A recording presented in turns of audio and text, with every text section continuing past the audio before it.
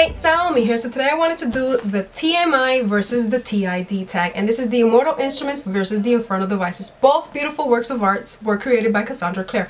Now, I didn't know this tag actually existed until Emma from Emma Books recreated her tag, and I was like, wait, there's a tag about the Mortal Instruments and I didn't know about it. So hells yeah, I had to do it because, you know, these are my favorite fandoms. This was my first favorite fandom and I just love these books. So these were created by Samantha's from Samantha's Books, so I'm gonna link the original video down below, and I simply love these books. I might think that the TMI might win because I'm a little bit biased towards this one because this was my first ever fandom, but let's see how this turns out. Let's get into these questions. Question number 1 says, favorite main character, is it Clary or Tessa? I'm gonna have to go with Tessa on this one because Clary really did annoy me in the beginning. She annoyed me until like the 4th book, because like around the 5th, 6th book, that's when I actually started liking her more. I mean, I did love her tenacity and her drive to continue looking for her mother because, you know, her mother was very important for her and she wasn't gonna falter on that. I really did love that aspect about her, but she was a little bit annoying for me in the beginning.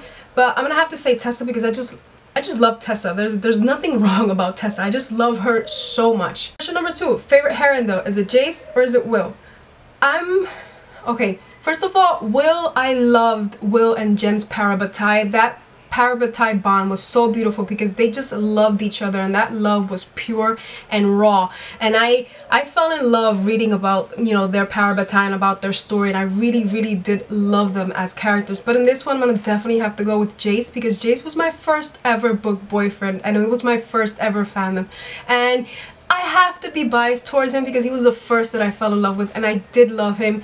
I didn't like his arrogance in the beginning because he was a little bit stubborn, a little bit arrogant, but you know, eventually I just fell in love with him and I just loved him as a character, and his growth was just so beautiful and it was fascinating to read about him. Question number 3 is favorite love triangle, is it Simon, Jace, or Clary, or is it Will, Tessa, and Jem? In this one, I'm gonna have to go with Will, Tessa, and Jem because, like I said, their love is raw and pure and beautiful, and all 3 of them just basically loved themselves, one another, and it wasn't like one was fighting for another or one was trying to, you know, win over the heart of another one. Well, basically, it is what something does happen in love triangle, but their love was just so raw and so pure, and they loved each other. I really enjoyed that love triangle because it was just so pure. Question number 4, better villain, is it Sebastian or is it the Magister?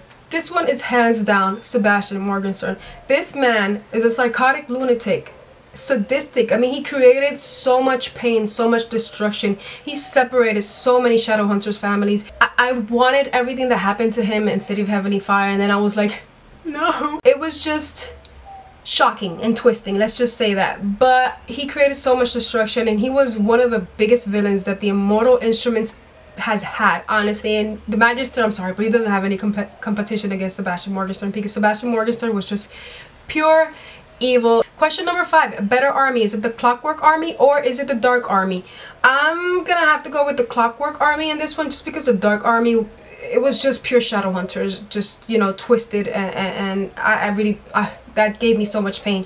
So I'm gonna have to definitely say the Clockwork Army because it was very creative. You know, that steampunk kind of vibe was very creative, and I actually did enjoy. Question number 6, better first book, is it the City of Bones or is it the Clockwork Angel? I'm gonna have to go with the City of Bones because it was, you know, obviously the one that created my fandom, even though I do love Clockwork Angel, was so beautiful, but I'm gonna have to go with City of Bones because it was my first fandom and I've read this book 4 times and I just simply love it so much. Question number 7, better female psychic, is it Isabel Lightwood or is it Cecile Harrendale? This one definitely has to be Isabel Lightwood because she's just a badass. Question number 8, better setting, the New York Institute or the London Institute? With this one, I'm definitely have to go with the London Institute because I always wanted to visit Europe, and I think that the London Institute would be so beautiful and magnificent to watch. I mean, you know, New York is okay. I've already been to New York. I would definitely have to say the London Institute. Question number 9, best last book, is it City of Heavenly Fire or is it Clockwork Princess? I don't know which one I'm gonna choose. Both of the books gave me so many feels, so I'm gonna have to give like half a point for each one because I can't choose. I can't choose. They were so beautiful and so magnificent. Question number 10 is better final epilogue, is it City of Heavenly Fire or is it Clockwork Princess? Again, they're both beautiful, honestly, and they both gave me feels. So I'm gonna again separate this one in half because I can't choose. They were just so beautiful. I love the way that City of Heavenly Fire just wrapped up, and you know, it was just magnificent, and I loved it and I enjoyed it. I also loved and enjoyed Clockwork Princess. So let me tally up the score. Let me see which book actually did win. It's so funny. I tallied them both up and it's an even score for both of them. Who would have guessed, right? Who would have guessed? So I don't know. I love both of them. They're both magnificent, each on their own.